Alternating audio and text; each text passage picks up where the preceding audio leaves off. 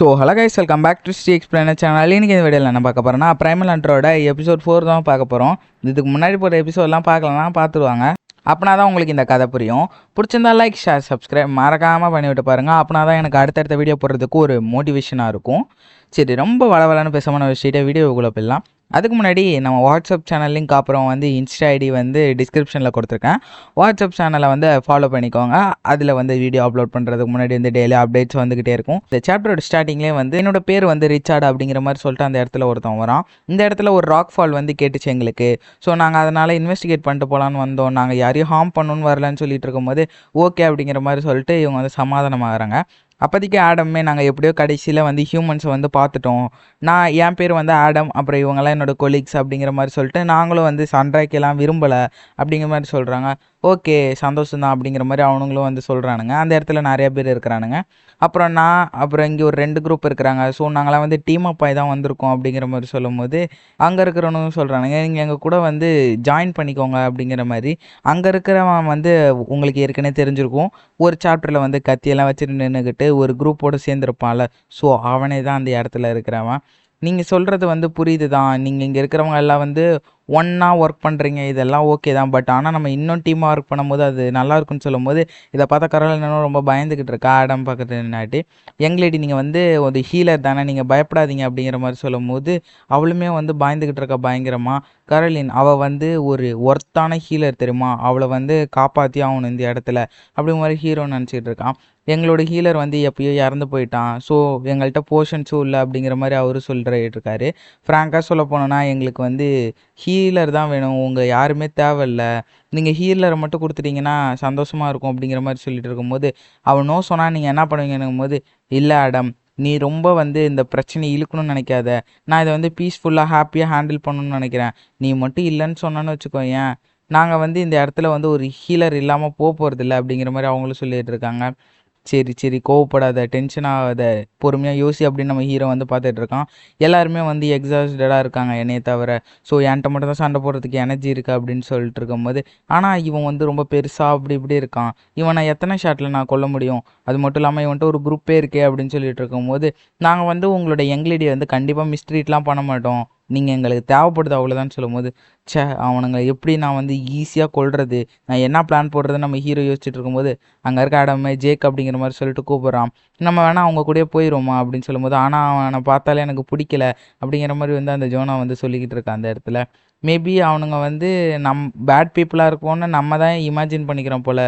So நினச்சி பாருங்கள், healer இல்லாமல் சர்வே பண்ணுறது ரொம்பவே கஷ்டம், அவங்களுக்கும் தேவைப்படுறதா இருக்கும் அப்படிங்கிற மாதிரி சொல்லிக்கிட்டு இருக்கும்போது, நீ என்ன நினைக்கிற கரோலின்னு சொல்லும்போது, எனக்கும் ஃபைட்டுங்கிறதெல்லாம் தேவையில்லைன்னும் போது, ஓ அவனுங்க இந்த மாதிரி நினைக்கிறானுங்களான்னு சொல்லி ஹீரோ டிசப்பாயிண்ட் ஆகிறான். நான் அவனை நம்புகிறேன் ஆடம் அப்படிங்கிற மாதிரி சொல்லும்போது, சரி அப்போ நம்ம அவனுங்களோட ஜாயின் பண்ணிப்போன்னு சொல்லும்போது, இல்லை இது ஒரு நல்ல விஷயம் அப்படிங்கிற மாதிரி சொல்லிட்டு, ரிச்சர்டு உன்னோட லெவல் என்ன அப்படின்னு கேட்கும்போது, நான் 9th லெவலில், அப்புறம் எங்கள் குரூப்பில் இருக்கிற எல்லாருமே அதே லெவலுக்கு அதிகம் அப்புறம் அப்படின்னு சொல்லிட்டு இருக்கும்போது, நீ யாரா அப்படின்னு சொல்லும்போது அது பெர்ஃபெக்டாக இருக்குன்னு சொல்லிட்டு, இல்லை எனக்கு கொஞ்சம் டிசப்பாயிண்ட் ஆகிடுச்சு, நான் என்ன நினச்சேன், நீங்கள் கொஞ்சம் ஸ்ட்ராங்கராக இருப்பீங்கன்னு நினச்சேன், என்னோடலாம் நீங்கள் ஸ்ட்ராங்கு கிடையாது, அப்புறம் என் பேர் அப்படின்ற மாதிரி சொல்லிட்டு ஒரு இங்கிலீஷில் கெட்ட வார்த்தையை சொல்லிக்கிட்டு இருக்கான். இது கேட்டவனுங்களுமே டென்ஷன் ஆகிட்டு இருக்கானுங்க. டேய் ஜேக், நீ என்ன பண்ணிகிட்டு இருக்கன்னு சொல்லிட்டு இருக்கும்போது, நம்ம இந்த அக்ரிமெண்ட்டை முடிக்கிற இடத்துக்கு வந்துட்டோம், ஏன் இந்த மாதிரி பண்ணுறீங்கன்னு கேட்கும்போது, கவலைப்படாதீங்க, நான்லாம் அவங்க கூட வீக்கானாலும் கூடலாம் ஜாயின் பண்ண மாட்டேன்.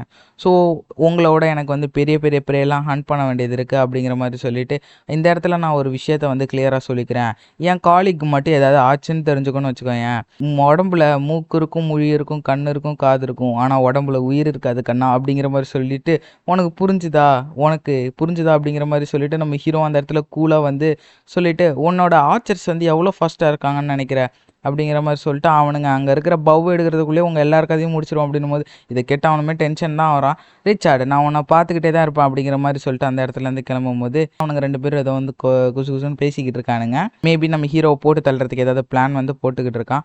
அட்லீஸ்ட் அவன் ஆடம் கூட இருக்கிறனால ஹாப்பியாவது ஃபீல் ஆவா கரோலின் அப்படிங்கிற மாதிரி சொல்லிட்டு, நான் ரிச்சார்ட் கூட மோதுறதுக்கு முன்னாடி 2க்கு 3 தாட்டி யோசிக்கணும், பிகாஸ் அவன் என்னோட ஸ்ட்ராங்கர் தான். பட் ஆனால் இந்த மாதிரி இவங்களை டேஞ்சர் கூடலையும் எனக்கு தோணலை, நான் அதனால் அடிக்கடி இவங்களை மீட் பண்ணிட்டு போகிறதா இருக்கிறேன். ஸோ இந்த சான்ஸ் மூலியமாக நான் நடுவில் டெவலப்பும் ஆகலான்னு நம்ம ஹீரோ யோசிச்சுட்டு, ஒரு நிமிஷம் இருடா ஜேக் அப்படின்னும் போது என்னது இது அப்படிங்கிற மாதிரி சொல்லிட்டு, நீ அதுக்குள்ளே போறியா அப்படின்னு சொல்லிட்டு அவன் ஃப்ரெண்டு வந்து கேட்டுட்டு இருக்கான். ஆமாம், எனக்குன்னு ஒரு தனி கோல் இருக்குது இந்த டுட்டோரியலில், நான் அதெல்லாம் பண்ணணும் அப்படிங்கிற மாதிரி நம்ம ஹீரோ வந்து சொல்லிக்கிட்டு இருக்கான். அப்போதைக்கு ஆடமே வந்து சொல்கிறான், நீ வந்து அடிக்கடி எங்களை வந்து மீட் பண்ணு அப்படிங்கிற மாதிரி சொல்லிட்டு, நீ சர்வே ஆயிடுவேன்னு எங்களுக்கு தெரியணும் போது கவலைப்படாதீங்க, நான் கண்டிப்பாக அடிக்கடி வருவேன் உங்களை செக் பண்ணுறதுக்கு அப்படின்னு சொல்லும்போது, அப்படிங்கிற மாதிரி சொல்லிட்டு ஆடமே வந்து நிறையா போர்ஷன்ஸ்லாம் கொடுக்குறாங்க. இதை எடுத்துகிட்டு போடா அப்படிங்கிற மாதிரி சொல்லும்போது, ரொம்பவே நன்றி அப்படிங்கிற மாதிரி சொல்லிட்டு நம்ம ஹீரோவுமே அந்த இடத்துலேருந்து கிளம்புறான்.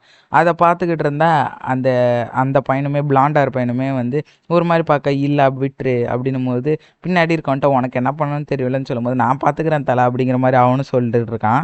அப்படியே கட் பண்ணால் இவனுங்க வந்து நடந்து வந்துட்டு இருக்கானுங்க. என்னடா டைம் மிஸ்டர் அச்சை, நான் நினச்சி பார்க்கவே இல்லை அந்த மாதிரி ஒரு ஹீலருக்காக நம்ம இவ்வளோ பேச்சு போட்டு வாங்க வேண்டியதாக இருக்குது பார்த்தியா அப்படிங்கிற மாதிரி சொல்லிட்டு, நம்ம அந்த ஆச்சர் இருந்தானே அங்கே ஒருத்தவன், அவன் தான் ரொம்ப பேசினான்.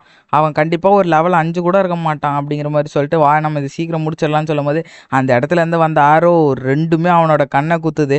எங்கேருந்துடா வந்தது, என்ன நடந்ததுன்னு சொல்லிட்டு அவனுங்களாம் பார்த்துட்டு இருக்கும்போது, அங்கேருந்து வந்த இன்னொரு ஆரோவுமே இன்னொருத்தவனோட கழுத்தில் குத்திடுது. எங்கேருந்துடா வருது அப்படின்ட்டு எல்லாரும் பார்த்துட்டு இருக்கும்போது, எல்லாம் பிரிஞ்சு போங்க, எல்லாம் பிரிஞ்சு போய் அது எங்கேருந்து வருதுன்னு பாருங்க அப்படின்னு சொல்லும்போது, அங்கே 2 பேரும் வந்து ஒழிஞ்சிட்டு இருக்கானுங்க. அங்கே சத்தம் வந்துட்டு இருக்கும்போது, அங்கே தான் ஏதோ ஒன்று இருக்குதுன்னு சொல்லும்போது, நீ போடா அப்படிங்கிற மாதிரி சொல்ல அவனுமே போய் பார்க்குறான். பார்த்ததுக்கு பின்னாடியே நம்ம ஹீரோ வந்து அசால்ட்டாக அவனை அந்த இடத்துல கழுத்துலேயே அறுத்து கொன்னுடுறான். நான் அவனை பிடிச்சிட்டான் அப்படிங்கிற மாதிரி சொல்லிட்டு பின்னாடி இருந்த ஆரோவை வந்து நம்ம ஹீரோட வயிற்றுலேயே வந்து அட்டாக் பண்ணியிருந்தான். அது ஹீரோ ஈஸியாகவே பிடுங்கிட்டு செம்ம வில்லத்தனமாக சிரிச்சிட்டு இருக்க, செத்து போடான்னு சொல்லிட்டு நிறைய ஆரோ வந்து அட்டாக் பண்ணுறான். பட் ஆனால் நம்ம ஹீரோ வந்து மரத்துக்கு பின்னாடி வந்து ஒளிஞ்சிட்டு வந்து எல்லாத்தையுமே வந்து டாச் பண்ணிடுறான். இதை பார்த்து அவனுமே வந்து ஷாக் ஆகிட்டு இருக்கும்போதே நம்ம ஹீரோவுமே ஒரு ஆரோ எடுக்கிறான். அவன் மிஸ் பண்ணிட்டானா அப்படிங்கிற மாதிரி சொல்ல, நம்ம ஹீரோவுமே வந்து ஒரு கிளையில் அட்டாக் பண்ணியிருந்திருப்பான். அந்த கிளையுமே பட்டுன்னு உடஞ்சி விழுக ஷீட் அப்படிங்கிற மாதிரி அவனுமே வந்து சொல்லிட்டு இருக்கும்போது அவன் மேலே வந்து விழுந்துருது. அந்த டிஸ்ட்ராக்ஷனை நம்ம ஹீரோ யூஸ் பண்ணி அந்த இடத்துல எஸ்கேப் ஆகி எங்கே போனான்னு சொல்லும்போது, பின்னாடி இருந்து வந்த நம்ம ஹீரோவுமே அவனோட முதுகுலேயே அந்த கத்தியை வந்து அந்த இடத்துல இறங்கிடுறான்.